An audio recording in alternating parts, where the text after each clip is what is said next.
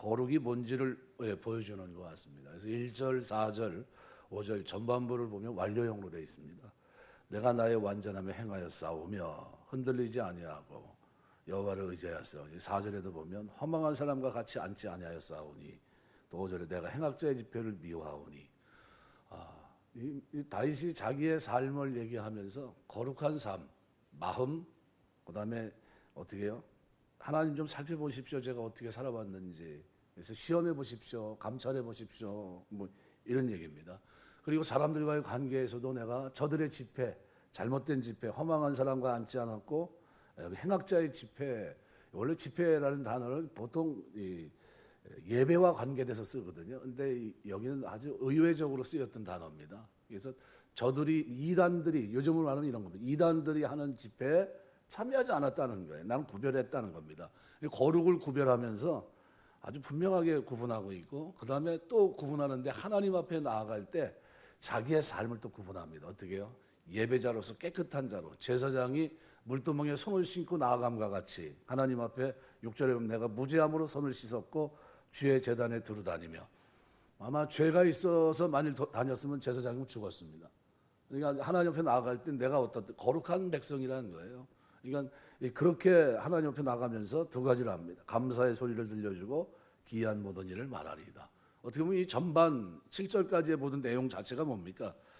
자기의 완전한 삶, 완전을 추구했던 거룩한 삶을 살아가려고 몸부림쳤던 다윗의 모습이 여기 그대로 기록되어 있습니다. 그런데 이 상황이 어떤 상황이냐 하면 모함을 받는 상황입니다. 굉장히 문제가 있을 겁니다. 저 사람은 문제 많습니다. 그러니까 아마 저럴 겁니다. 뭐 이렇게 가정을 하면서 죄를 짓지 않았는데 죄를 진 것처럼 곡해시키고 뭐 쉽게 말하면 사울을 통해서 사울이 시험하잖아요. 끊임없이 쫓아다니면서 측근들을 통해 다윗을 죽이려고 하고 그런 상황인데 근데 오해를 불러일으킵니다. 뭐예요? 저가 나를 죽이려고 했다. 오히려 저가 이 나라를 정복시키려고 한다. 말도 안 되는 정치적인 누명을 뒤집어 씌우고 억울하죠. 근데 그리고 이렇게 쫓겨나갑니다. 얼마나 불안합니까? 얼마나 또 억울하고.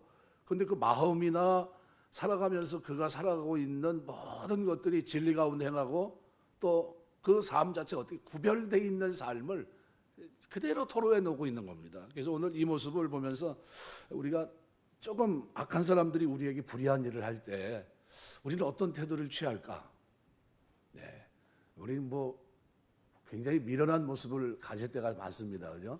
같이 싸운다든가, 악을 행했으니까 나는 악으로 갚아야지 뭐 이렇게 한다든가. 그런데 오늘 본문에 기록되어 있는 다윗은 전혀 거기에 동요하지 않고 흔들리지 않고 마음이나 그죠? 살아왔던 삶이나 앞으로의 미래의 삶, 그죠? 1절, 4절, 5절에서 앞부분은 과거형이지만 미래는 뭡니까? 미완료형입니다. 앞으로 나에게 현재와 미래의 삶 속에서는 제가 이렇게 살겠습니다. 그런 내용입니다. 그래서 간사한 자와 동행하지 아니하리이다. 부정으로를 통해 절대 그런 일은 나에게 일어나지 않습니다. 5절에도 악한 자와 같이 앉지 않겠습니다. 절대 그런 일을 하지 않겠습니다. 지금도 그렇게 살아왔지만 앞으로도 이렇게 살겠습니다. 라는 내용이에요. 이걸 보면 이 거룩이 뭔가 하나를 보여줍니다. 거룩이 뭡니까? 자꾸 반복하지만 자를 것 자르고 단절할 것 단절하고 하나님의 뜻이다 싶으면 붙잡고 그 길을 걸어가는 겁니다. 이것이 진리고 이것이 하나님의 뜻이다 싶으면 어떻게 해요? 거기에 내 몸을 복종시키고 그 길을 걸어갑니다. 왜요? 이거 자체가 은혜니까. 그래서 오늘 본문의 내용을 이렇게 설명드리면 여기 쏙 들어올 것 같은데 다 끝났습니다. 집에 돌아가시면 됩니다. 이 세 가지로 잠깐 생각하면서 은혜를 나누려고 합니다. 첫 번째는 1절에서 3절까지 어떻게 우리가 살아야 되는가. 그러니까 하나님께서 나를 판단할 때 나를 좀 보십시오. 하나님 감찰해 보십시오. 라고 얘기할 수 있을 정도로 우리는 의로운 삶을 살아가야 됩니다. 너희 의가 서기관과 바리새인보다 낫지 않고는 결단코 천국에 들어가지 못하리라. 우리는 자꾸 세상을 빗대어서 자꾸 어떻게 우리 수준을 자꾸 낮추려고 그래요. 근데 하나님은 한 번도 수준을 낮춘 적이 없는데 스스로 우리가 자꾸 낮춰요. 요즘 다 이런데요. 뭐 환경이 그런데요. 뭐 다른 사람도 저렇게 하는데요. 뭐 이렇게 합니다. 절대 그러면 안 되고 하나님이 기준을 낮춘 적이 없어요. 그래서 오늘 1절에 보면 완전함에 행했다. 그죠? 완전함에 행했다. 내가 나의 완전함에 행하여 싸우며, 그죠? 아주 요동치 않고 여호와를 흔들리지 않고 여호와를 의지하여 싸우니. 그러니까 하나님 앞에서 그가 신실했다는 겁니다. 나를 살피고 시험하사 내 뜻과 양심을 단련하소서. 단련한다는 말은 재련소에서 금속을 재련하고 불순물을 분리하는 걸 말합니다. 그러니까 금속을 재련하고 불순물을 분리하듯이 자기에서 불의한 면이 있다면 어떻게 재련해 달라는 겁니다. 내가 조금이라도 이 의로운 삶, 내가 여호와를 의지하고 완전함에 행했는데 혹시라도 잘못된 게 있다면 단련해 주십시오. 불순물을 뽑아 주십시오. 이런 얘기입니다. 내 뜻과 양심을 단련해 달라는 겁니다. 하나님 앞에서 우리가 살아가는 동안 이런 고백을 할 수 있는 여러분 되시기 주의 이름으로 축원합니다. 내 뜻과 양심을 단련해 주십시오. 나 좀 어떻게 해요? 고쳐달라는 거예요. 하나님, 내가 최대한대로 산다고 살았는데 이 모양입니다. 좀 고쳐주십시오. 이런 얘기입니다. 빌립보서 2장 5절 보면 이는 너희가 흠이 없고 순전하여 어그러지고 거스르는 세대 가운데서 하나님의 흠 없는 자녀로 세상에서 그들 가운데 빛들로 나타내며, 빛이 돼야 되는데 빛이 아니고 어두움을 밝힐 때가 많죠. 우리가 그리스도인들이 바르게 살아야 됩니다. 이 시대에서. 그래서 내가 나의 완전함, 이건 여기 베투미라는 히브리 말은 하나님과 언약 관계에서의 완전함입니다. 하나님 보시기에 완전함이에요.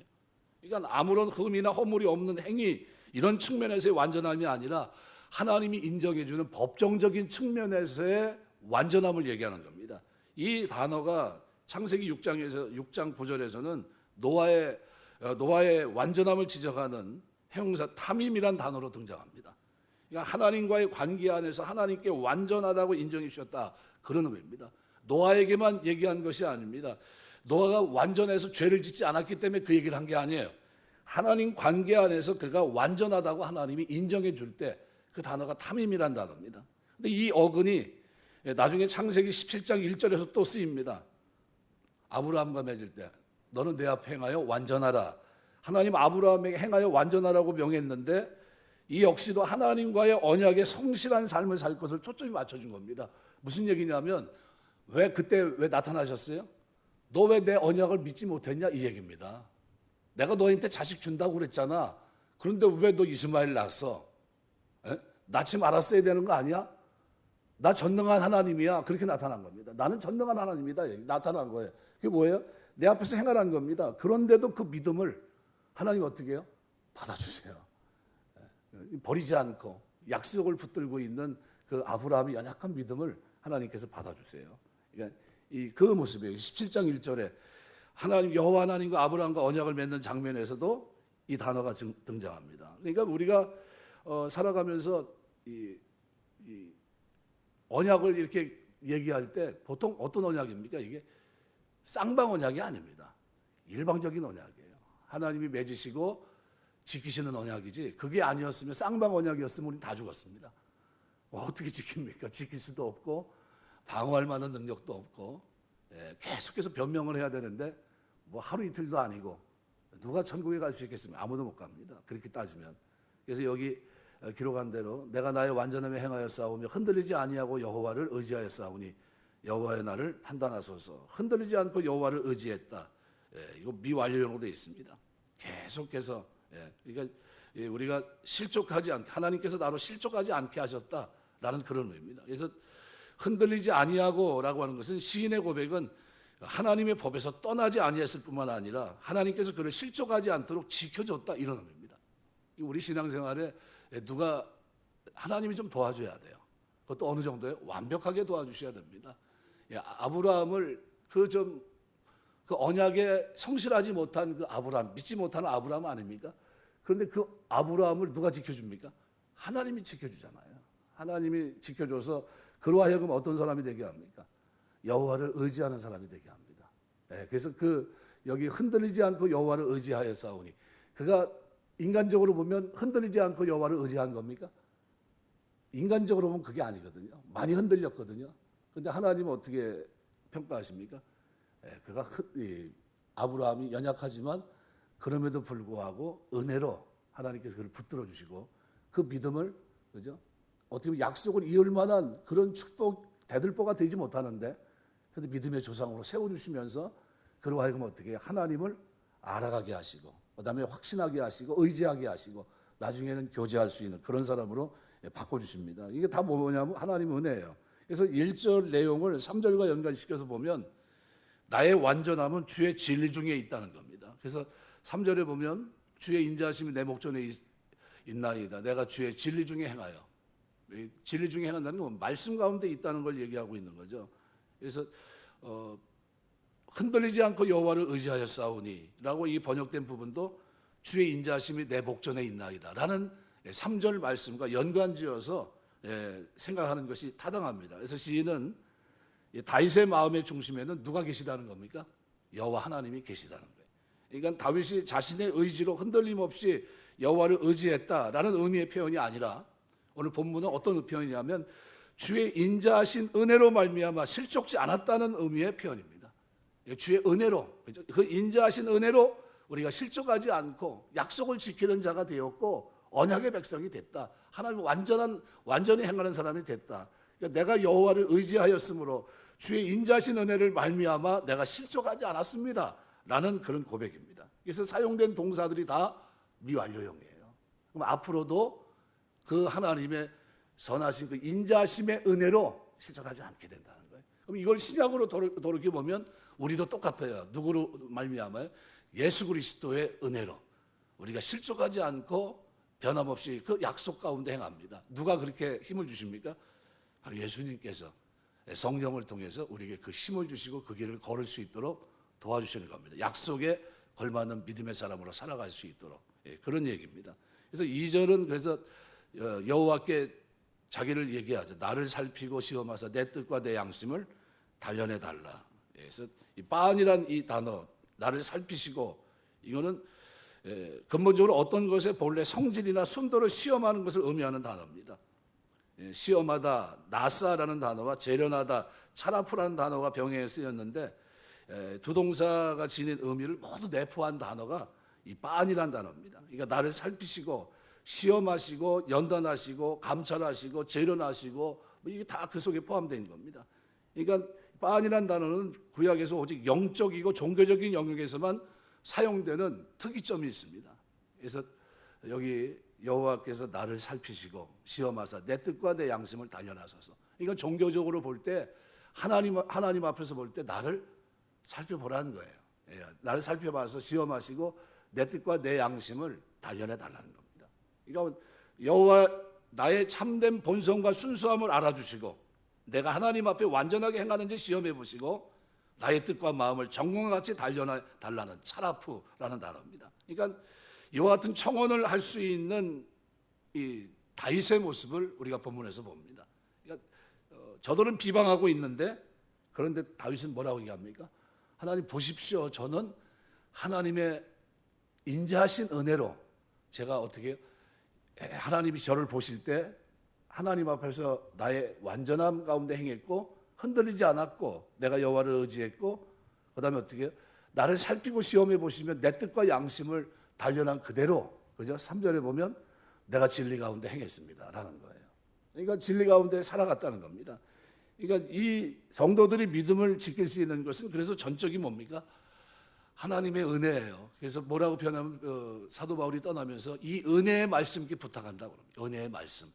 그러니까 다윗이 주의 인자하심을 바라보면서 주의 진리를 따라 살았다는 의미로서 그 진리를 지키며 살 수 있었던 원동력이 어디에 있다는 겁니까? 주의 인자하심, 헤세드에 있었다는 거예요. 우리가 살아가면서 이렇게 말씀대로 살아가고 부족하지만 최선을 다해서 선한 길로 이렇게 걸어갈 수 있는 것, 의의 길로 걸어갈 수 있는 것, 이게 뭡니까? 은혜입니다. 은혜. 철저한 은혜예요. 하나님이 그 은혜로 말미암아 나를 어떻게 진리 가운데 행하게 하시는 겁니다. 양심에 남들을 볼 때 어떻게 거룩한 백성으로 살게 하시는 겁니다. 그래서 여기 헤세드는 하나님은 당신의 백성을 결코 버리지 않기 위해서 그들에게 믿음을 지킬 수 있도록 은혜를 베푸신 걸 말합니다. 그러니까 믿음을 지킬 수 있는 것은 전적으로 하나님의 은혜로 말미암은 거예요. 그러니까 내가 지키려고 노력하는 것도 물론 중요하지만 진짜 중요한 건 뭡니까? 하나님이 나에게 은혜를 주셔야 돼요.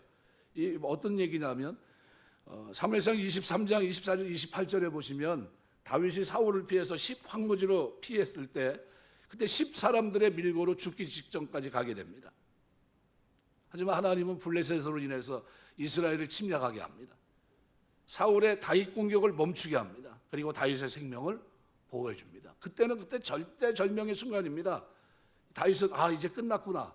더 이상 피할 데도 없고 이젠 끝이구나. 이렇게 생각했는데, 그런데 그때 어떻게 해요? 하나님의 은혜로 다윗의 생명을 지켜주십니다. 그러니까 하나님은 성도들이 세상에서 믿음을 지키며 살고자 할 때 연약함을 아시고 그 믿음을 지킬 수 있도록 은혜를 주십니다. 아브라함을 가만히 보세요. 완벽했습니까? 그게 아니잖아요. 그 믿음을 지킬 수 있도록 은혜를 베풀어 주신 거예요. 그게 끊임없이 누가 찾아갑니까? 아브라함이 찾아갔습니까? 아니면 하나님이 찾아옵니까? 하나님이 찾아와요. 찾아와서 그에게 어떻게 해요? 말씀하시고 또 깨닫게 하시고 믿게 하시고 확신하게 합니다. 그러니까 하나님은 성도들이 세상에서 믿음을 지키며 살고자 할 때 감당할 수 있도록 힘을 주시는 겁니다. 고린도서 10장 13절에 기록한 대로 시험 당할 즈음에 피할 길을 허락해서 성도를 하여금 넉넉히 감당하게 하십니다. 이게 뭡니까? 은혜예요. 그러니까 이 은혜, 그러니까 성도들이 믿음을 지킬 수 있는 것은 전적인 하나님의 은혜예요. 하나님은 우리 중심을 보시고 하나님 우리에게 뭐예요? 은혜를 베풀어 주십니다. 우리가 하나님 앞에서 바르게 살려고만 하면, 믿음으로 살려고만 하면 성령은 어떻게 해요? 우리 속에서 은혜 가운데 살 수 있도록 깨닫게 하시고, 그죠? 확신하게 하시고, 하나님 의지하게 하시고, 흔들리지 않게 하시고, 계속해서 어떻게 해요? 나를 연단받은 지각으로 사용할 수 있도록 말씀 안에서 내 생각을 단련할 수 있는 그런 생각들을 끊임없이 주십니다. 이게 거룩한 삶으로 나아갈 수 있도록 도우신다는 겁니다. 은혜가. 두 번째로 오늘 4절 5절에 보시면 다윗은 계속해서 무슨 생활을 했냐면 분리된 생활을 합니다. 여기 4절 5절을 보면 허망한 사람과 같이 앉지 아니하였사오니 간사한 자 동행하지도 아니하리이다. 내가 행악자의 집회를 미워하오니 악한 자와 같이 앉지 아니하리이다. 이건 뭡니까? 구분이에요. 시편 1편에 보면 어떤 겁니까? 완전히 복 있는 사람과, 그죠? 악한 사람들 구분했고, 복 있는 사람은 악인의 길을 쫓지 않고 죄인의 길에 서지 않고 오만한 자의 자리에 앉지 않고, 절대로 그렇게 앉지 않겠다는 거예요. 하지 않겠다는 겁니다. 그리고 오직 주 율법을 그 율법을 주야로 묵상하며 살겠다는 거예요. 그러니까 이거 어떻게 말씀대로 살겠다는 겁니다. 말씀대로. 이건 분리된 삶입니다. 고린도서 5장 10절에 보면 이 세상에 음행하는 자들이나 탐하는 자들과 토색하는 자들이나 우상 숭배하는 자들은 도무지 사귀지 말라는 것이 아니니 만일 그리하려면 세상 밖으로 나가야 할 것이라. 하나님 앞에 서기까지 우리가 살아가는 이 거처는 어디입니까? 세상입니다. 그러니까 세상에서 악을 행하는 자들과 섞여 살아갈 수밖에 없습니다. 이런저런 이유로 관계를 세우고 살아갑니다. 다만 우리는 삶의 양식에서 악을 행하는 자들과 분리된 삶을 살아야 된다는 거예요. 똑같이 악을 도모하면 안 된다. 그러니까 성도는 세상에 살아가지만 세상 사람들과는 다른 삶의 양식으로 살아서 그들과 분리된 삶을 살아야 된다는 겁니다. 성도들은 세상 사람들이 악을 행할 때 도리어 어떻게 해요? 선을 행하고 그들과는 완전히 분리된 삶을 살아야 됩니다. 이게 왜 중요한가 하면요, 누가복음 18장에 보시면은 항상 기도하고 낭망치 말아야 될 것을 비유로 말씀하신 내용이 있습니다. 여러분이 잘 알고 있는데 그 내용에 보면은 뭐가 4번 나오냐 하면 원한 맺힌 문제가 4번 나옵니다. 계속해서 원한. 근데 택한 자들의 원한을 풀어주지 않겠느냐. 그래서 1절에서 6절까지 항상 기도하고 낭망치 말아야 될 것을 비유로 말씀하시면서 한 과부가 자기 원한 맺힌 문제를 가지고 누구 앞에 갑니까? 재판장에 가서 풀어달라고 얘기합니다. 계속 가는데 어느 날 자기가 자꾸 어떻게 해요? 괴롭히니까 자기를 어떻게 해요? 결국은 받아들여 줍니다.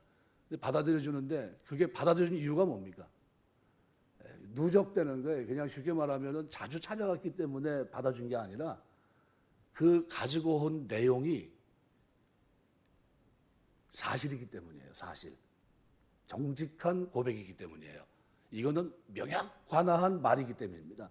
저걸 해주지 않으면 계속해서 나에게 데미지를 입는 거예요. 내가 재판관이. 그러니까 할 수 없이 그걸 해결해 줘야 되는 겁니다. 그러면서 하신 말씀이 7절이에요. 하물며 밤낮 부르짖는 택한 자의 소원을 들어주지 않겠느냐. 그러나 내가 다시 올 때 세상에서 믿음을 보겠느냐. 이렇게 얘기하거든요. 근데 거기서 중요한 게 뭐냐면 택한 자들의 밤낮 부르짖는 그 소리를 들어주지 않겠느냐. 무슨 얘기냐면 누구도 들어줍니까? 과부의 얘기도 불의한 재판관이라 할지라도 내용이 정확하면 들어줄 수밖에 없다고 한다면 예수 믿는 사람들이 예수 믿는 것 때문에 원한이 맺혔다면 뭘까요? 진리 가운데 살아갔기 때문에, 그 다음에 또 뭘까요? 십자가 지고 가기 때문에, 세상 사람들에게 조롱거리가 됐기 때문에, 남들에게 바르게 살기 때문에 미움받은 것들, 그로 인해서 순교도 하고 그것 때문에 실패도 하고 그것 때문에 고난도 받고 고통도 받고, 이게 뭡니까? 원한 맺힌 문제입니다. 이 문제. 근데 이게 여기서 풀어져요, 안 풀어져요? 이게 여기서 풀리지 않을 수도 있다는 얘기예요. 언제요? 내가 다시 올 때, 재림하실 때예요. 재림하실 때. 그래서 그 내용을 요한계시록과 연결지어서 생각을 하셔야 됩니다. 요한계시록에 보면 6장, 8장 같은 데 보면 뭐가 나옵니까? 성도들의 기도가 하늘 보좌에 올라가서 누구한테요? 대주제 대신 그리스도, 보좌에 앉으신 그리스도께서 이제 어떻게 해요? 이제 여러분이 기도하는 향단에다, 그죠? 향단이, 천사가 향단을 가지고 오서 성도의 기도를 담아서 올라가죠. 올라가서 이제 이 땅에 뿌리는데 그 뭐가 나옵니까? 지진, 이런 내용들이 막 이게 터져 나옵니다. 그게 뭐냐면 심판이에요. 심판. 근데 그게 뭐냐면 그때 이루어지는 걸 얘기하는 겁니다. 그때. 언제요? 주님의 대심판, 그때. 이게 대주제라는 게 뭐냐면은 맨날 그 로마 시대, 그리스 로마 시대 황제가 앉았던 자리입니다. 그 보좌. 근데 이 땅에서 그게 그 보좌가 영원한 것 같지만 그 보좌가 진짜가 아니라 어느 게 진짜라는 겁니까? 그리스도가 앉게 될 대보좌, 그것이 영원한 거라는 겁니다. 거기에 영광, 심판, 그죠? 그게 그 속에 담겨 있다는 겁니다. 그거를 사도 요한이 얘기하면서 우리의 기도가 이 땅에서 어떻게 해요? 이 땅에서 이루어지지 않고 우리는 기도만 하고 끝날 수 있지만, 그러나 기도는 이루어집니까? 안 이루어집니까? 마지막 때 누가요? 대주제 되신 예수께서 그것을 어떻게 이루어 주신다는 그 메시지입니다. 그래서 그 메시지 전체가 얘기하는 게 뭡니까? 기도하고 낭망치 말라는 거예요. 날마다 기도하라는 내용입니다. 기도하고. 그러니까 무슨 얘기냐면 우리가 신앙생활하면서 좋은 꼴을 보지 못하고, 우리가 말하는 대로 해피엔딩, 이거로 끝나지 못하고 목 베어 죽을 수도 있고 환난 속에서 죽어갈 수도 있고, 기도만 하고 열매를 거두지 못하고 좋은 걸 보지 못하고 죽을 수도 있는데, 그러나 걱정하지 말라는 얘기예요. 밤낮 부르짖는 그들의 소원을 어떻게 이루시겠다는 거예요. 그 얘기를 요한계시록에 담아놓고 있는 겁니다. 그게 누가복음 18장에 기록되어 있는 그 메시지와 연결이 되어 있는 거예요. 그러니까 그렇게 이해한다면 오늘 우리 신앙생활 하면서 좀 힘들어도 분리된 생활을 하면서 이렇게 살아갈 때 사람들은 우리를 어떻게 해요? 인정합니까? 인정하지 않아요. 조롱합니다. 멸시하고. 우리가 지금 의롭고 거룩하게 막 몸부림치고 이렇게 사는데 세상은 우리를 보면서 뭐라고 얘기합니까? 이 마치 바이러스의 온상이 교회인 것처럼 왜곡시키고, 그리고 핍박합니다. 억울한 일이 지금 벌어지고 있어요. 만일 이것이 순교로 넘어가면 어떻게 될까요? 억울한 일입니다. 그죠? 이걸 갚을 방법도 없고, 누가 갚아야 됩니까? 우리가 갚을 수가 없어요. 누가 갚습니까? 이 기도는? 우리는 기도만 하고 하나님 앞에 계속 부르짖는 것밖에 할 수가 없어요. 근데 이거는 이루어집니까? 안 이루어집니까? 주님이 재림하시고 대주자 되신 주님께서 영광의 보좌로 모든 것이 끝나는 그때 하시겠다는 내용이에요. 그래서 기도하면서 포기하지 말아라, 그 얘기를 하고 있는 겁니다. 누가복음 18장에서. 그러니까 자주 가서 괴롭혀라, 그 얘기가 아니라 내용이 진실하면, 그것이 진짜 하나님 보실 때 합당한 내용이라고 한다면 불의한 자도 들어줄 수밖에 없듯이, 하나님은 어떻게 해요? 선하신 하나님, 정확하신 그 하나님이 그거를 명확하게 어떻게 해요? 하시겠다, 그 내용입니다. 그 내용. 그래서 오늘 우리가 살아가는 동안 세상이 우리에게 어떤 요구를 해도 어떻게 살아야 됩니까? 거룩하게 살아야 돼요. 분리된 생활을 해야 됩니다. 누가 뭐라고 하든지 말든지. 베드로서 1장 15절 16절 보면 오직 너희를 부르신 거룩한 자처럼 너희도 모든 행실에 거룩한 자가 되라 기록하였으되 내가 거룩하니 너희도 거룩할지어다 하셨느니라. 그래서 4절에 보면 망령되고, 그죠? 허망한 사람과 같이 앉지 않고 간사한 자와 동행하지도 않고 행악자의 집회, 이거 다 뭡니까? 결국은 이제 자기가 구분된 삶으로 가지 않는 자리를 얘기하는 겁니다. 여기 집회라고 하는 칼이란 말은요, 원래 회중, 총회로 번역됩니다. 그래서 의인의 회중을 가리킬 때도 이 칼이란 단어가 쓰였습니다. 집회로 번역된 이 단어가. 그런데 예외적으로 악인의 무리를 가리킬 때 이 칼이란 단어를 썼습니다. 그러니까 우상 숭배와 같은 제의적인 행사를 집행하는, 자행하는 저들의 집회를 자기는 참석하지 않겠다, 그 얘기예요. 근데 그게 언제요? 과거에도 그렇게 살아왔지만 미래에도 어떻게 해요? 저들과 악한 자와 같이 앉지 않겠다는 거예요. 그래서 4절 5절에 뭐랬어요? 앞부분 전반부는 뭐예요? 완료 시제, 후반부는 뭡니까? 미완료 시제예요. 그러니까 전반부의 내용이 뭡니까? 허망한 사람과 같이 앉지 않고, 허망하다는 게 뭡니까? 망령된 거, 아주 허탄한, 무익한 이런 마음과 행위가 전혀 가치가 없는 그들과 같이 않았다. 그러니까 히브리 관습에서는 한 자리에 함께 앉은 것을 상대방의 인격을 받아주고 교제하는 것으로 인정을 합니다. 신명기 23장 16절 말씀대로. 그런데 다윗은 4절 서두에서 아주 강한 부정어로를 통해서 자신은 결코 허망한 사람과는 상종하지 않았다는 것을 분명히 얘기합니다. 과거서부터 난 그렇게 살아왔고 앞으로도 어떻게 살겠다는 겁니까? 간사한 자와 동행하지 않겠습니다. 또 5절에서도 행악자의 집회, 그죠? 그들의 드리는 예배의 자리에 과거서부터 난 참여한 적이 한 번도 없지만 앞으로도 어떻게 해야겠다는 겁니까? 악한 자와 같이 않지 않겠습니다. 그들과 같이 상종하지 않겠습니다. 그런 얘기예요. 이게 뭡니까? 분리된 생활이에요. 분리된 생활. 우리가 살아가는 동안 거룩하게 사시길 주의 이름으로 축원합니다. 뭐 여기저기 아무데나 못 갈 때, 뭐 갈 때 막 그냥 덤벙덤벙 대고 다니면 안 된다는 거예요. 오해 삽니다. 오해 사지 말아야 돼요. 예수 믿는 사람들이 그러니까 처신을, 행동을 좀 잘해야 된다 하는 것을 우리가 이 본문을 통해서도 분명히 알 수 있습니다. 그래서 미완료형 시대로 되어 있다. 그래서 내가 행악자의 집회를 미워한다. 그들과 같이 앉지 않겠다. 그래서 아주 과거, 현재, 미래 속에서 악인들과는 철저히 구별된 삶, 이거를 자기가 추구하겠다 이 얘기입니다. 고린도서 6장 14절 보면 너희는 믿지 않는 자와 멍해를 같이 하지 말라. 의와 불법이 어찌 함께하여 빛과 어둠이 어찌 사귀며, 이렇게 얘기합니다. 이건 그렇게 해서는 결코 안 된다는 거예요. 절대로 어떻게 해요? 구분을 얘기합니다. 거룩. 고린도서 5장 11절 보면 이제 내가 너에게 쓴 것은 만일 어떤 형제라 일컫는 자가 음행하거나 탐남하거나 우상숭배하거나 후욕하거나 술 취하거나 토색하거든 사귀지도 말고 그러한 자와는 함께 먹지도 말라. 그러한 자들과는 어떻게 하라고요? 사귀지도 말고 함께 먹지도 말라. 이게 뭡니까? 구분이에요. 구분. 거룩. 우리가 기도는 하지만 그들의 생활 영역 속에서, 문화 속에서 교제해서는 안 될 사람들을 어떻게 딱 구분해 놓은 겁니다. 사도 바울이. 왜요? 고린도 교회가 문제가 많았거든요. 고린도라고 하는 거기에서의 어떤 문제가 있었냐면 그 신전에 미동, 남자 미동이 있었고 또 여자들이 또 여자 사제들이 있었어요. 그게 거기서 어떻게 해요? 자기 신을 섬기면서 이방신을 섬기면서 부적절한 그런 관계들을 한 겁니다. 그러면서 그것이 마치 축복인 것처럼 이렇게 했거든요. 근데 거기에 누구까지 갔냐면 이제 처음 예수를 믿는 사람들까지도 방문하게 된 거예요. 그러니까 뭐라고 얘기하면 어떻게 너희가 하나님의 백성인데 그럴 수 있느냐는 거예요. 그러니까 하나님이 거룩하니 부름받은 너희도 거룩해야 된다. 그래서 그 당시에 뭐 영주주의자들이 있었지만 그런 문화 속에서도 잘못된, 그죠? 육체는 어차피 썩어질 거니까 그냥 막 굴려도 되고 영혼은 우리가 좀 깨끗해야 되니까 영혼이 구원받는 거니까 영혼은 좀 성결하게 다루고 이런 개념이었었거든요. 근데 그 개념이 신앙 안에서는 어떻게 해요?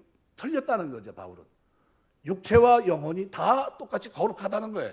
그래서 이 거룩한 것을 어떻게 해요? 구분해야 된다는 구분, 그거를 강조하고 있는 겁니다. 구분. 그러니까 우리가 이 시대에 살면서도 어떤 사람이 그럽니다. 이단 집회하는데 한번 가보겠다고 가서 내가 한번 보고 뭐 이렇게 얘기하는 사람이 있어요. 그럼 가야 됩니까? 말아야 됩니까? 오늘 본문은 뭐라고 얘기합니까? 가지 마라. 왜요? 옛날에도 안 갔고 앞으로도 안 가야 되는 게 맞다는 거예요. 다윗이 지금 뭐라고 얘기하는 겁니까? 그 얘기하고 있는 겁니다. 하나님, 나를 좀 보십시오. 내가 지금 억울한 누명 속에 살아가고 있는데 마음을 한번 감찰해 보시고 나를 한번 시험해 보시고 지금 내 문제가 있는지, 종교적으로 내가 문제가 있는지, 내가 지금 여태까지 이렇게 살아온 게 문제가 있는지 한번 보라는 거예요. 그리고 나 좀 내 마음과 이걸 다 단련해 달라는 겁니다. 그리고 또 한마디 오늘 세 번째로 얘기한 게 뭐냐면 바로 6절 7절입니다. 그러면서 뭐라고 얘기합니까? 여호와여 내가 무죄함으로 손을 씻고 주의 제단에 두루 다니며. 내가 죄 있으면 내가 주의 전에 가지도 않았다는 거예요. 내가 하나님 앞에 지금 기도하고 있는데 내가 뭐예요? 나는 거룩한 사람입니다. 하나님 앞에서 하나님의 은혜로, 그 인자하신 은혜로 내가 거룩하게 살아왔고 결단했던 거고 앞으로도 그렇게 살겠다, 그 얘기입니다. 그래서 이 손을 씻는다는 것은 주의 단에 두루 다닌다, 이런 건 뭡니까? 이거는 하나님께 예배하는 것을 나타낼 때 쓰는 단어들입니다. 그러니까 손 씻음의 이 의식을 자신의 무죄함과 연결시켜서 강조하고 있습니다. 이것을 통해 우리가 알 수 있는 사실은 하나님은 예배하는 일은 무죄한 죄가 할 수 있는 거다. 죄 가지고 할 수 있는 일이 아니다. 그래서 우리가 교회에 오면 제일 먼저 뭐부터 합니까? 회개 기도부터 하는 거예요. 하나님, 내가 한 주간, 하나님 내가 어제 하루를 살았는데도 혹시 잘못 산 거 있으면 용서해 주시고, 이번 예배 드릴 때 하나님, 이 예배가 하나님께 연락되는 예배가 되기를 원합니다. 은혜 받기를 원합니다. 이 기도를 드리는 거예요. 왜요? 그게 우리에게 필요한 거니까. 죄 없이 순결한 자만이 하나님을 예배할 수 있었습니다. 구약시대 제사장은 분향하기 위해 성소에 들어갈 때 반드시 정결례를 행했습니다. 정결하지 않은 제사장이 분향하기 위해 성소에 들어가면 하나님의 치심으로 죽임을 당합니다. 정결하지 않은 자와 분향한 것은 거룩하신 하나님을 모독하는 일이기 때문에 그래요. 이 같은 사실은 죄 없는 정결한 자만이 하나님을 예배할 수 있다는 것을 상징적으로 보여줍니다.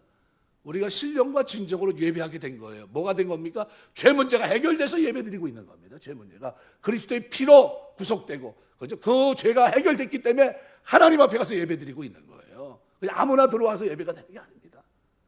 우리 그 예배가 온전한 겁니다. 그래서 이스라엘 왕국 말기에 이스라엘 백성들은 타락해서 많은 악을 행합니다.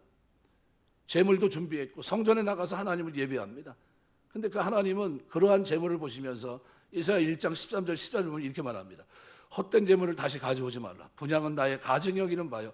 월삭과 안식일과 대회로 모이는 것도 그러하니 성회와 아울러 악을 행하는 것을 내가 견디지 못하겠노라. 내 마음이 너희의 월삭 정한 절기를 싫어하나니 그것이 내게 무거운 짐이라 내가 지기에 곤비하였느니라.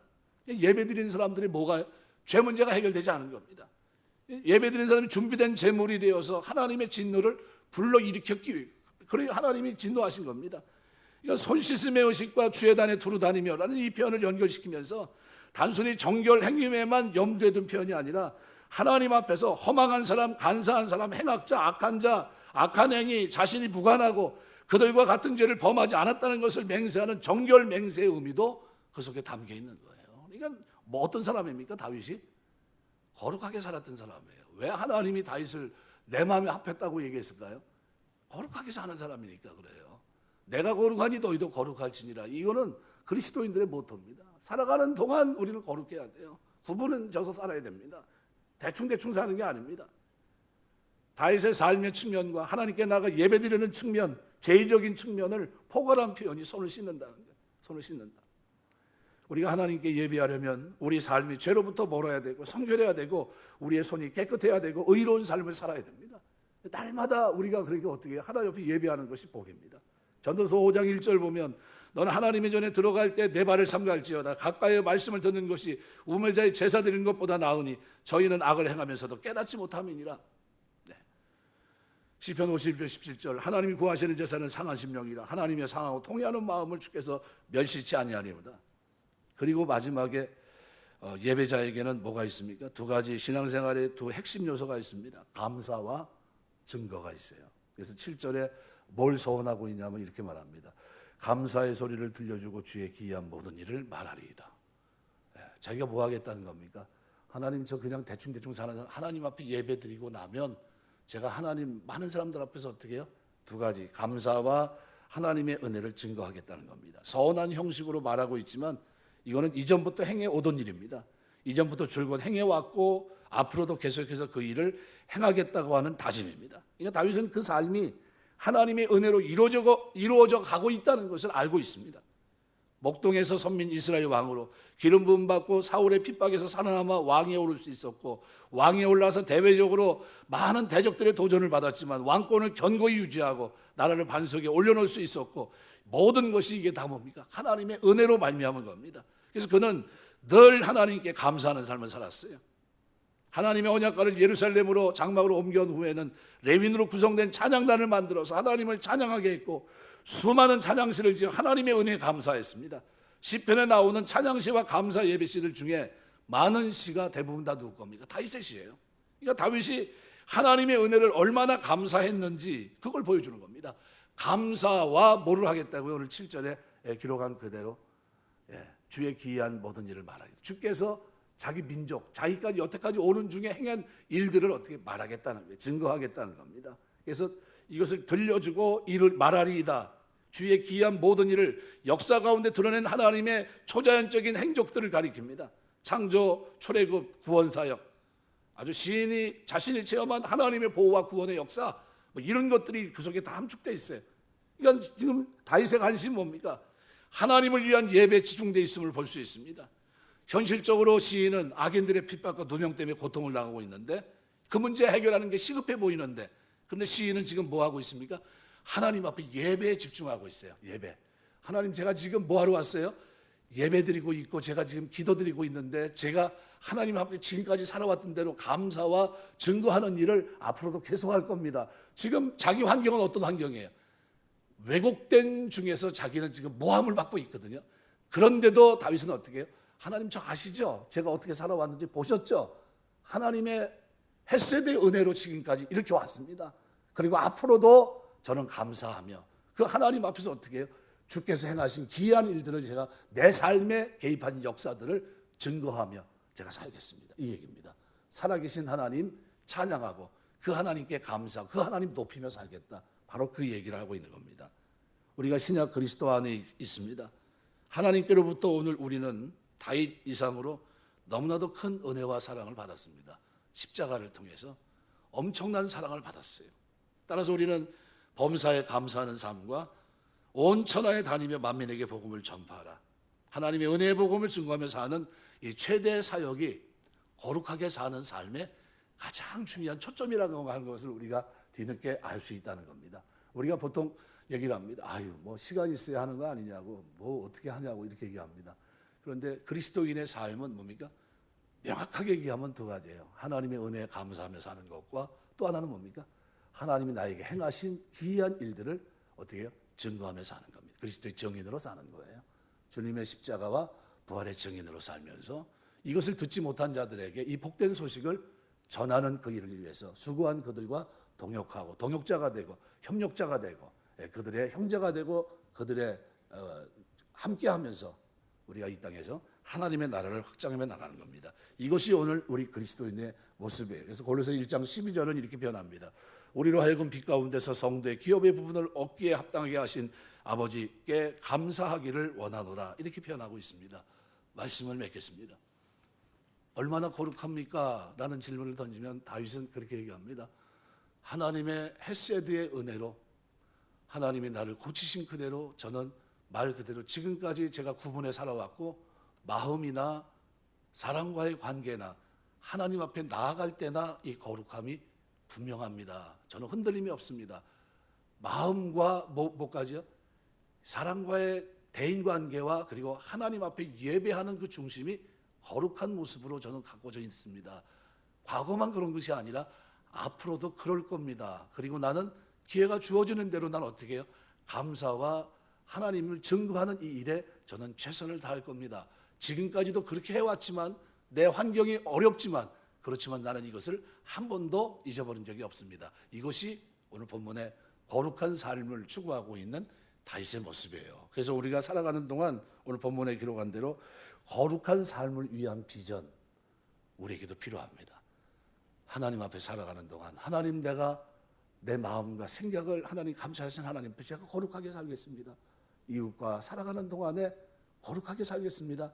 하나님 앞에 예배하고 기도할 때 거룩한 자로 살겠습니다. 이것이 과거의 삶이 아니라 현재와 미래에서도 똑같을 것이고, 하나님의 은혜로 제가 그 길을 걸어갈 수 있도록 도와주시고, 뿐만 아니라 제 삶에는 감사와 그리스도를 증거하는 그 삶이 영원할 겁니다. 라는 고백을 오늘 다윗이 이 시편 26편을 통해서 오늘 우리에게 전달해 주고 있습니다. 저와 여러분의 삶 속에 이 거룩함이 아름다운 모습으로 발전되고 승화돼서 하나님께 영광이 되시기를 주의 이름으로 축원합니다. 기도하겠습니다.